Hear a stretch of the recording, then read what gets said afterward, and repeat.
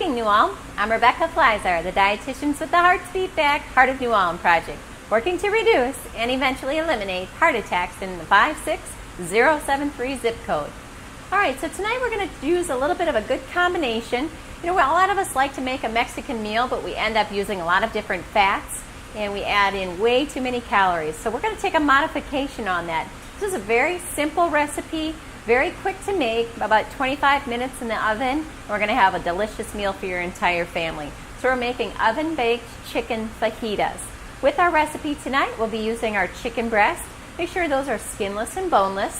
Those are going to be our leanest cut in our chicken. It's a good source of our protein. That's going to be low in saturated fat.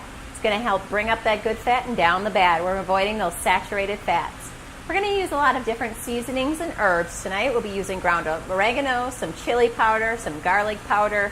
You can even throw in a little bit of red pepper flakes if you like something a little more zesty. Toss that in there. We're going to be using some diced tomatoes. You can use those again with green chilies. I've selected that with fennel and red pepper. I like the flavor that comes with that. We'll be using our fresh vegetables of an onion. We're using a green pepper. And our base will be, again, our olive oil. Remember, our olive oil is important on the Mediterranean diet. Helps bring up your good fats and down your bad. Help lower your cholesterol, and it helps deliver those fat soluble vitamins that are so essential to our system. So what we're going to do is we're going to just start out. We have our chicken breast. We're going to dice these up. We're going to actually julienne them. We're going to cut them into some nice strips. So it's going to look like our fajita meat. Now there's going to be a couple of these here that are going to get a little bit thick. And just for the ease of baking, to make sure that they all get cooked thoroughly, remember we want to make sure that we get our chicken up to an internal temperature of 160 degrees. We're going to slice those in half a little bit and keep them nice and thin. You can do a little bit, we're looking for about 1 pound to 1.5 pounds. That's about what we have here. Cut them nice and thin, and we'll cut down on your baking time. All right. Now, instead of using a high sodium pre-made fajita mix, we're going to go ahead and make our own. This is going to help us remove all the salt, make it a little bit more heart healthy. Not hard to do. What we're going to use is 2 tablespoons of our olive oil. We're going to use that in a small bowl here. That's the base. And then we're going to add in our herbs and seasonings. We're going to use the garlic powder. And this is actually a garlic herb blend with no sodium in it. Throw a little bit of that in there. The oregano. It's a traditional Italian seasoning, but works well with our Mexican dishes as well. A little bit of chili powder. If you like it, you can add some cumin. It would also be a nice addition to this recipe. Once you get these all in together, we're going to mix these up. And this is going to become a bit of a wash. So what we're going to do is we're going to just drape our chicken pieces through this, get them all coated, and into the pan they go. So you don't need to spray the pan. We don't need to add any extra fat. It's going to be right there in your olive oil. Drip those through there. Nice and easy. You know, oftentimes we worry about our time. You can see how quickly this is going to be done. So we're just going to run these through the wash or spread them out in the pan.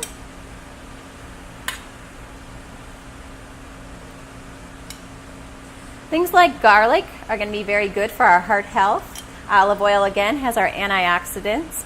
If you're not willing or question spending the extra money for the olive oil, a safflower canola oil is also going to be a good choice.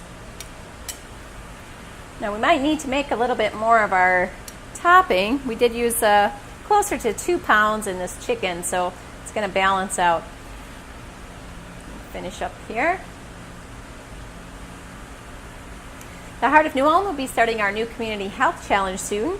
If you haven't looked into registration or are interested more in this program, be sure to follow us on our website at heartsbeatback.org, or you can like us on Facebook. We also are active in our Twitter account, and again, that's Hearts Beat Back.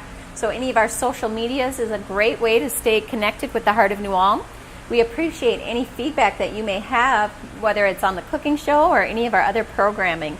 We definitely are here for the community to improve the health of New Ulm, and we can only do that if we're working together. So please let us know how we're doing, what you'd like to see done differently, or if you have suggestions for new programming, we're always open to those as well. Okay, I think we're good here. Throw these all in, get the wash on those, and add those in. So we've created a thin layer here. We try to want to avoid duplication or two layers. Okay, so then once that's done, we're going to take our diced tomatoes. We're just going to simply pour those over the top of our chicken. And then, of course, we always want to get fresh vegetables into all of our meals. Now, you'll notice that I am using the same cutting surface as the chicken.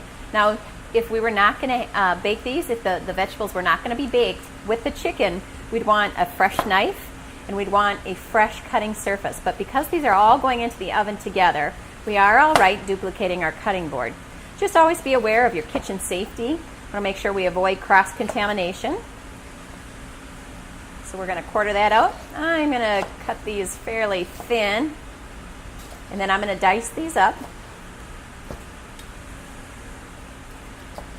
You know, using your farmer's market or your community-supported agriculture is a great way to get fresh peppers. We get even more nutrients when we eat our produce quickly after it's picked. Many of our different vegetables are carted in from different states and even different countries, and we do lose some of the nutrition that goes along with these vegetables. So if you haven't been to the farmer's market, those will be held on Thursdays and Saturdays at Runnings. Thursdays will be 2:30 to 5:30, and on Saturdays, the market is open from 9 to 11. We've also added Monday night, and this is going to be held in the Market Plots Mall open-air parking lot right across from German Park.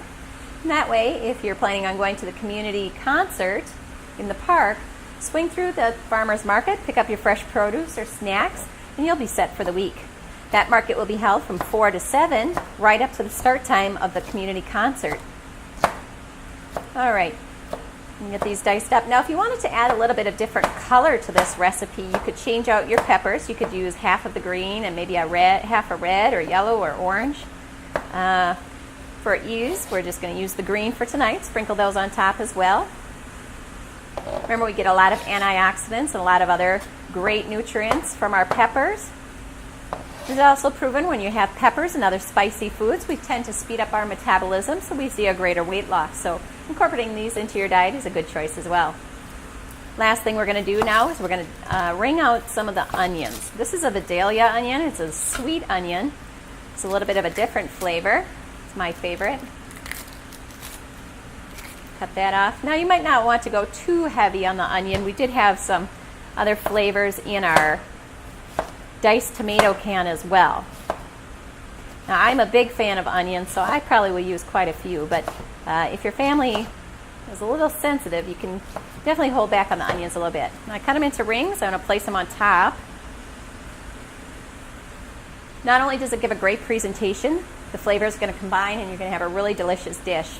What we're going to do then after these are done baking is we'll be putting these onto a 100% whole wheat flour tortilla. Plain flour tortillas are not only high in fat, but they also contain saturated fat, which we're trying to avoid on the Mediterranean diet. It's going to be difficult for your heart to process saturated fats. So we want to make sure we're looking for those 100% whole wheat tortillas. And those are going to incorporate well into your diet and complement your heart healthy changes that you've already made. So you can see we have a beautiful dish. We're just going to slide this into the oven, and we'll be checking on it in a few minutes. Okay. As we let our fajitas bake off, we're going to go ahead and make the side dish that will go with this. Now, we didn't have a tremendous amount of vegetables in our chicken fajita oven baked, so we're going to go ahead and get a whole bunch in this recipe. One of my favorite vegetables is the jicama. This is actually a Mexican sweet potato and has some really great flavor. So instead of having our traditional cabbage coleslaw with a very high-fat dressing on it, we're going to change things up just a bit. So we're going to be using some heart-healthy items here that are going to really have a lot of great flavor to them. So our dressing is going to be composed of some cilantro. We're going to use some cumin, some lime juice, and a little bit of pepper. Now with this, you could add things like mint, a little bit of jalapeno, and some other things to really kick this up and have it a Mexican flavor. And we're going to go with our basic recipe and see how it goes. So what we're going to do is we're going to start off with just 1/3 cup of cilantro. Now cilantro is a very definitive food, so you either like it or you don't. You might want to find out what your target audience is and what their preference is as well. This is going to be a high vitamin K food. It does contain some calcium, so it is a good way to get some of those nutrients that maybe we're lacking within our system. Just remember, if you are one of the Coumadin patients, if you're taking that, vitamin K is something that's not always recommended. You want to have a consistent amount of that vitamin K in your diet to correspond with your vitamin K and Coumadin ratio. All right, so that's about 1/3 of a cup. We're going to go ahead and add that in here. The next thing we're going to add is we're going to add just a little bit of pepper. Pepper is a 0-calorie food, has no negative effects, so if that's something you like, go ahead and use that in your cooking. The cumin is actually going to have a very distinct, flavor. I like it. I didn't always like it, but I've learned that by using these different herbs and seasonings, it can really change the flavor of your food and really make it something completely different than what we're used to. We're going to go ahead and use out the rest of that lime juice. And we are going to add just a small amount of olive oil to this as well. Again, that's going to give it a better consistency, so about 2 tablespoons. And then we're going to mix them all together. We'll be adding this into our dish here in just a few minutes. Okay, we'll go ahead and set that off to the side. Now, the base of this recipe is, like I mentioned, the jicama. Now, jicama, we're going to go ahead and kind of cheat. You can really peel this like a regular potato. I'm going to take a little bit of a food loss on this one just for the expediency point. You do want to be careful with the jicama. We don't eat the skin, unlike a regular potato. The nutritional benefits in this are minimal, and it is actually toxic, so we're very careful with the jicama skin. You want to make sure you're getting that all cut off anytime you're using the jicama. Let's shave it right down the side. I'll use a smaller knife here. It has a tough outer skin, and then it has a woody layer on the inside. You want to make sure you're cutting through both of those layers and getting down to the meat and potatoes of this vegetable. Now, these are found in all of our local grocers, and yet many of us have never even tried a jicama. So go ahead and branch out and give it a try. Works as a perfect snack. Has the texture of a carrot or celery. It's nice and crispy. It's sweeter than a regular potato and is really easy to use. So just peel it and eat it. It doesn't have to be kept refrigerated, so it can be brought along on vacations or camping trips, and that way you're sure to get your vegetables as well. All right. That woody texture on the outside definitely has to go, or it will ruin your jicama experience. Cut this down the center. With it being such a big vegetable, we're looking for about 1 pound with this recipe. You can easily cut this off without cutting too far into our vegetable here. All right. Now, I do have this handy gizmo, kind of the mandolin. It's going to be the easiest way for me to cut down this jicama. I'm going to julienne it nice and easily. I'm going to cut it into those strips that you would find in a regular coleslaw. All right, so we're just going to go up and over the top. Now, you want to be careful with these. It's a very sharp blade. As we get closer to the bottom, you can see that we're getting quite a bit of jicama already. I'm going to keep a close eye on that. And we're going to come out with about 1 pound. Keep turning that. Now, there is a gripper for this. It doesn't work well with a jicama, but you do want to be extremely careful when taking this quick step. Another way to do this would be through a food processor or a good old-fashioned knife. I think that's about enough jicama. We're going to add that into our bowl. Now, the next thing we're going to use in this is going to be a different flavor as well. We're going to use a tart green apple, and it's going to have the opposite flavor. So it's going to be tart instead of the sweetness from the jicama. Make some room here. And again, we can use the same gizmo. We're just going to go ahead and get that all cut off. Be careful of our hand.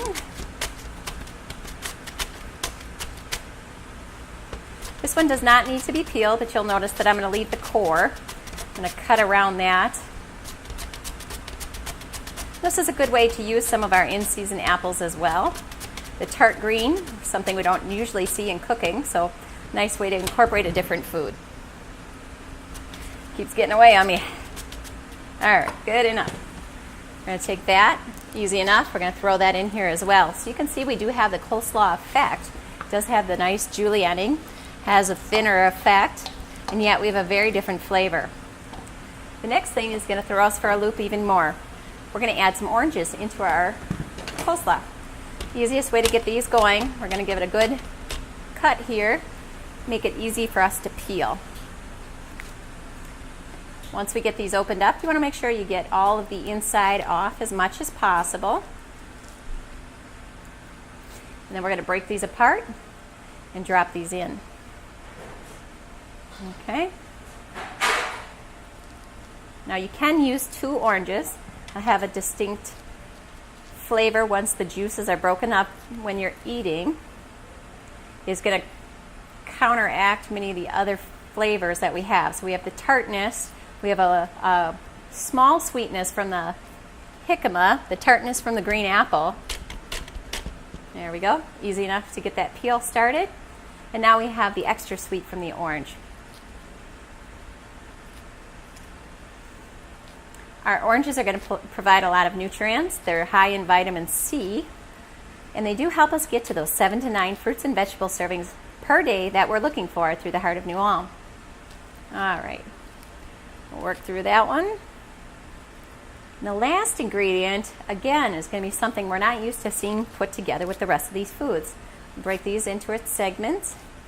Go ahead and drop them in. Okay. The last ingredient we're going to add onto this is going to be avocado. Avocado is a great source of our good fats. It's one of those foods that we usually only see in guacamole, but it's delicious if we're eating it plain. So we're going to add that in here as well. And cut it in half to get it opened up. I'm going to twist it. And it should open right up for us. Let's try it again. Now, avocados are not in season right now, so they are quite tough. You're going to have to work pretty hard to get that avocado in there. There we go, and we actually broke our nut. So we're going to take that outer peel off, but we're going to work hard on this one today.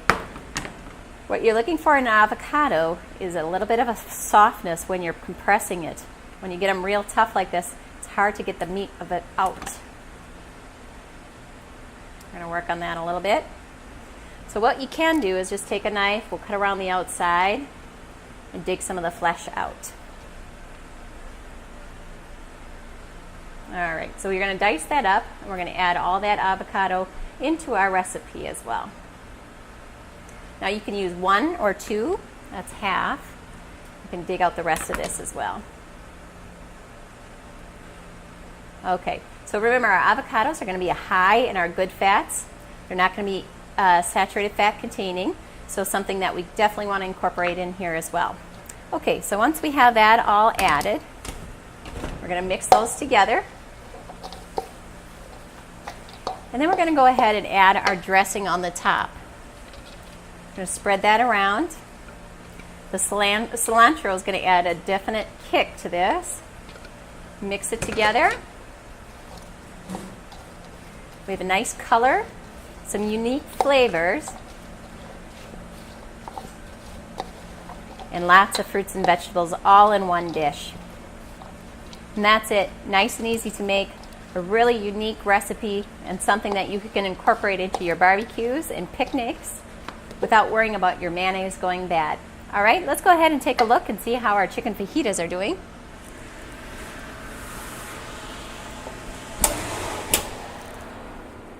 Yeah, they smell great.